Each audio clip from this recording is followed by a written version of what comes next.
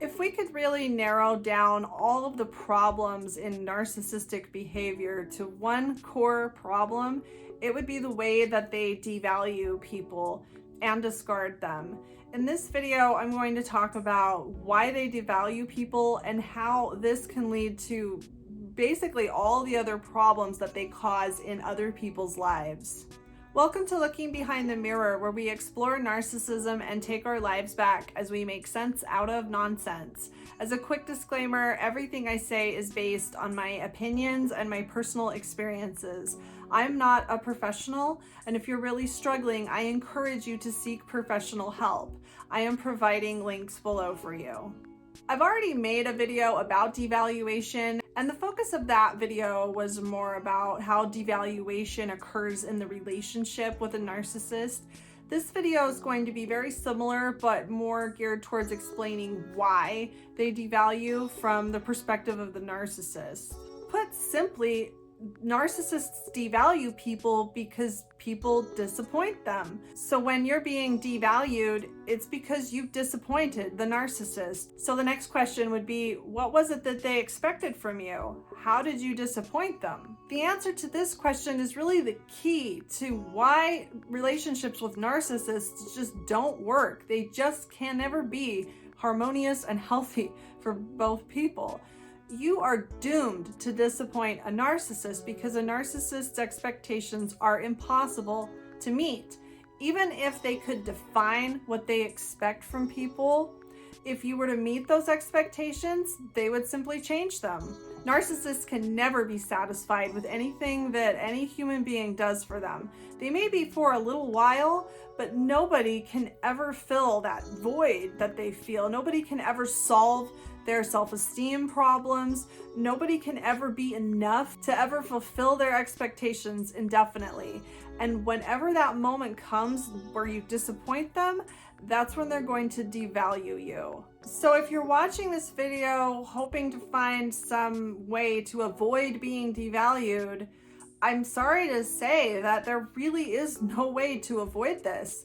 There may be ways to delay it, but if you're in a relationship with a pathologically narcissistic person, you will disappoint them no matter what you do. And it's important to understand this so that we don't blame ourselves in the ways that the narcissists would like us to. So going back to this disappointment and these impossible expectations that they have, what are these expectations made out of? There's a bar that keeps moving. No matter how much you do for them, they're always going to expect more. But what is this void that they're trying to fill? What are these expectations that they're hoping to meet? This is where the concept of supply comes in. They basically expect you to be endless supply or endless validation. They expect you to validate them. They expect you to make them feel good about themselves indefinitely, forever. They expect you to shore up their ego. They expect you to solve their emotional problems every minute of every day for the rest of your life. We're talking about people that have pathological emotional problems. You can't solve somebody else's emotional problems, and you certainly can't solve the emotional problems of somebody who's pathological. This is what they expect you to do. Not on a conscious level, of course, but that doesn't change the fact that this is what you would need to do in order to avoid disappointing them. And this isn't some vain desire that they have. Narcissists live with a constant gnawing feeling of worthlessness and self-hatred. Most of them are not conscious of this, and that's the whole point. They spend every minute of every day doing everything they can to distract themselves from this intolerable feeling of worthlessness and self-hatred.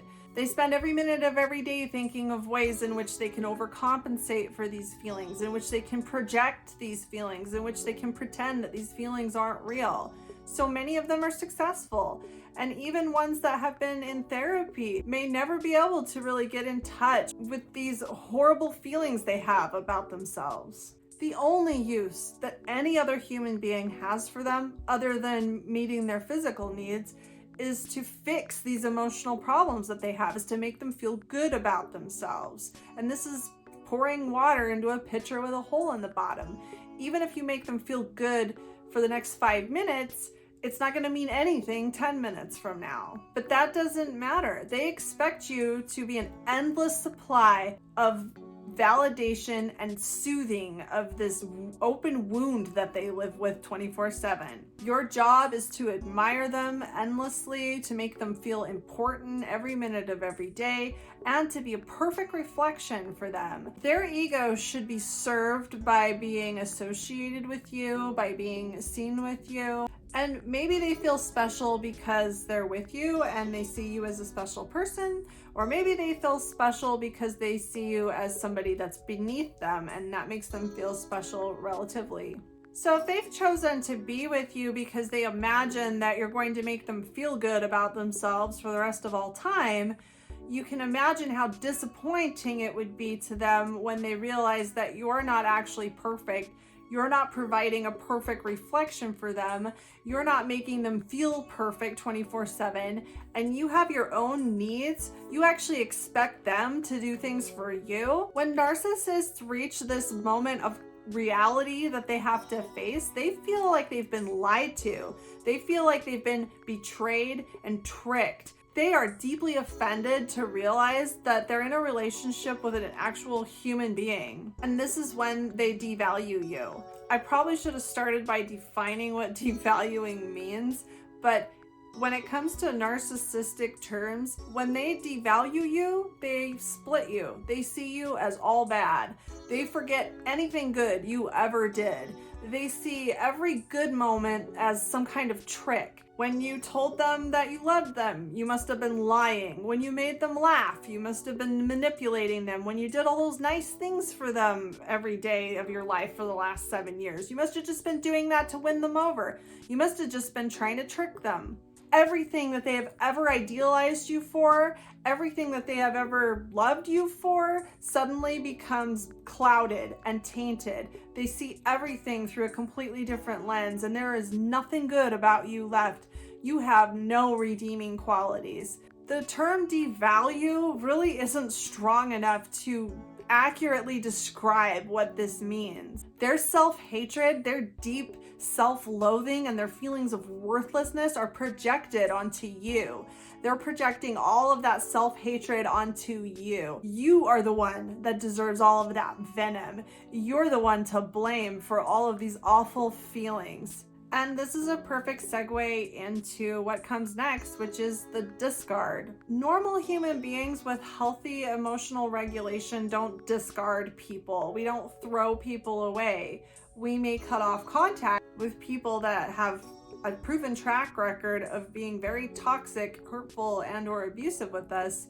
But even when we do that, it hurts us deeply because we value the people in our lives. Even people that have hurt us, they have a value to us, and we don't easily cut off our relationships. But to narcissists, it's a completely different story. Once they devalue you, and once they see you as a traitor and a liar and somebody that's betrayed them and tricked them, they have no use for you. They see you as expendable. They see you as somebody that's wasted their time. Narcissists have no use for people that can't provide them with things, most importantly, with validation. And as hurtful and harsh as it is, you really are worth no more than a piece of garbage to them once they realize that you are not magic. And the discard is every bit as harsh as the devaluation.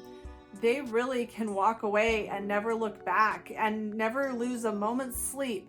They can walk away from a relationship they've been in for years or even decades, and it won't bother them one bit. They won't miss a person that they have devalued. If anything, they'll just feel like they've been victimized. Narcissists are generally always pretending to be something that they aren't, but ironically, when they leave a relationship and they discard people, they feel like you were the one that was pretending to be something that you weren't.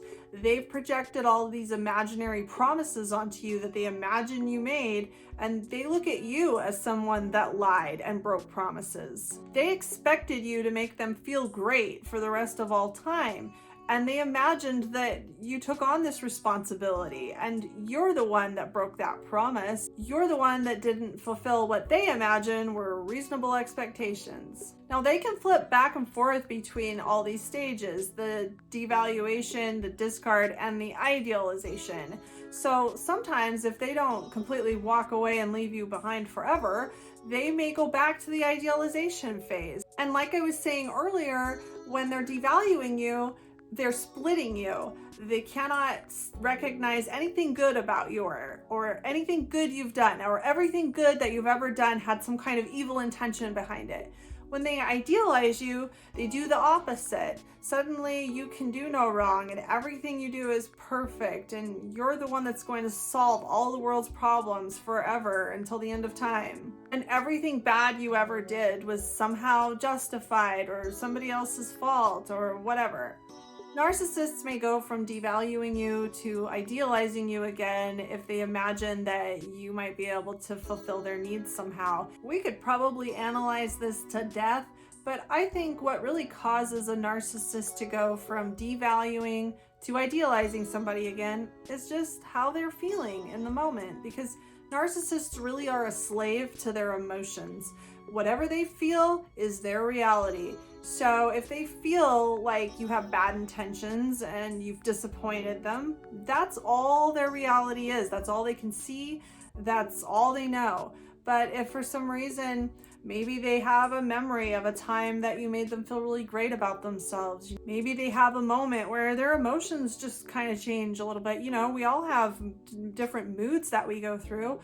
Well, suddenly, if they're feeling differently, they may just suddenly feel like idealizing you again. And because they interpret reality through their emotions, they may suddenly believe that you're a perfect, flawless human being. And it never really seems to occur to them that their emotions and the way that they perceive reality is completely irrational. They're far too invested in the only thing that they really ever feel like they can trust, and that's their emotions. They don't trust you. If you were to try to explain to them that their emotions are not a good gauge of reality, well, they would just feel like you're trying to trick them, and they trust that feeling.